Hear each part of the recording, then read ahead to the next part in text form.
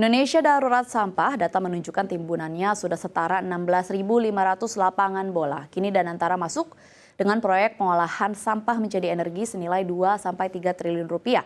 Proyek ini bahkan menarik minat investor global seperti Ray Dalio dan juga akan dimulai pada bulan depan di 7 kota. Namun rencana besar ini menghadapi masalah yang klasik yang sudah berulang, yaitu harga jual listriknya ke PLN dipastikan jauh lebih mahal dari sumber energi lainnya. Pertanyaannya, apakah pemerintah dan Danantara sudah punya formula baru untuk mengatasi benturan harga ini atau proyek senilai 2-3 triliun rupiah ini akan hanya mengulang kegagalan proyek yang sama atau yang sudah ada sebelumnya? Kami akan mengulasnya bersama dengan Suhendra dan juga Wilda Asmarini selaku Managing Editor CNBC Indonesia. Selamat sore Kang Hendra, selamat sore Mbak Wilda. Selamat sore Dina. Dimulai dari sebenarnya kalau sebelum kita bicara berkaitan dengan teknis pengolahan sampah, kemudian proyek 2-3 triliun, sebenarnya boleh disampaikan, disebutkan bahwa sampah di Indonesia sudah setara 16.500 lapangan bola. Berapa hektar itu ya kalau dikumpulin? Pertanyaan saya sebagai awam ya, ini sebenarnya lokasinya di mana dan apakah memang angka ini, Indonesia kan luas, kenapa disebutkan sudah darurat?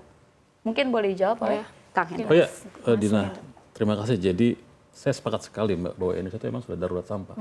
Contohnya gini, kalau kita lihat tuh sampah itu bukan hanya isu perkotaan, bahkan di pedesaan pun, ya kalau saya lihat ke lapangan itu, di desa tuh sudah sampah jadi isu. Nggak bisa dikelola dengan baik. Sungai-sungai yang jernih, yang air bagus justru tumpuk dengan sampah. Nah ini apalagi perkotaan yang memang setiap hari produksinya tinggi. Misalnya di Jakarta aja ada 8 ton ya per hari produksi sampah itu. Dan itu dibuang di Bantar Gebang dan nggak semuanya dikelola dengan baik gitu kan. Ada yang PLTS, tapi PLTS pun jumlahnya cuma satu ya dicoba di Bantar Gebang. Itu sangat tidak mencukupi untuk mengolah itu. Dan ingat ya bahwa masalah soal pengolahan sampah jadi listrik ini juga hanya bagian kecil aja bagian solusi untuk pengolahan sampah. Sebenarnya ada namanya recycle juga, ada juga masalah teknologi untuk bioplastik. Artinya sampah yang kita hasilkan itu tidak bisa terus jadi sampah yang bisa didaur ulang, tapi bisa dikelola dengan baik gitu loh.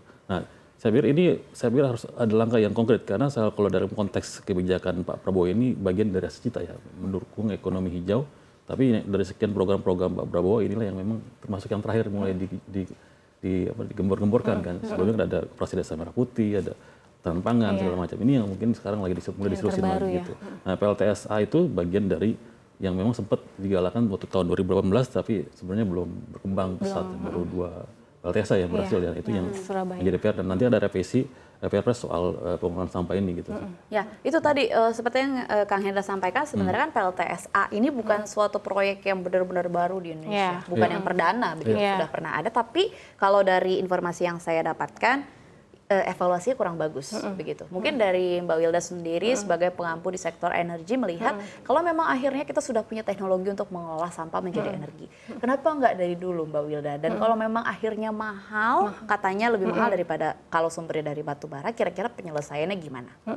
Nah ini memang kalau misalnya dari sisi energinya ya, misalnya saya melihat dari sisi energinya kenapa ini lama berkembang. Karena ya tadi Danantara aja bilang harga 20 sen ini itu lebih naik daripada sebelumnya tuh 13 sen per kWh ditambah sekarang ibaratnya beban tipping fee itu biaya pengelolaan sampah sampai ke PLTSA-nya sekarang ditanggung di tarif listrik yang PLTSA ini jadi makanya jadi naik 20 sen per kWh. Bayangin 20 sen per kWh sedangkan tarif listrik dari jangankan energi fosil batubara lah, katakanlah energi terbaru dibandingkan sesama energi baru terbarukan lainnya aja masih ada yang lebih murah, air, panas bumi kayak itu bisa dibilang masih lebih murah dibandingkan yang sampah ini. Nah itu pasti akan jadi concern. Kenapa concern? Di satu sisi kan ada tarif jual beli listrik antara PLN dengan si produsen. Kalau dalam hal ini pengembang si PLTSA-nya juga, tapi di sisi lain kita harus ingat juga PLN kan terikat dengan subsidi, beban subsidi. Jadi namanya terikat dengan beban subsidi kan lo harus cari sumber energi yang murah dong, kayak gitu. Jangan sampai dianggap merugikan negara. Nah ini harus dipastikan nih dengan adanya nanti revisi Perpres baru ini, jangan sampai ada presiden buruk ke depannya yang dianggap malah lebih merugikan negara karena harga tarif listriknya mahal banget, 20 sen tuh kalau dirupiahkan tuh ya sekitar 3.300 rupiah per kWh. asal tahu aja kalau kita beli listrik nih dari PLN yang non subsidi ya, 1.300 watt ke atas itu rata-rata 1.400 sampai 1.700 per kWh.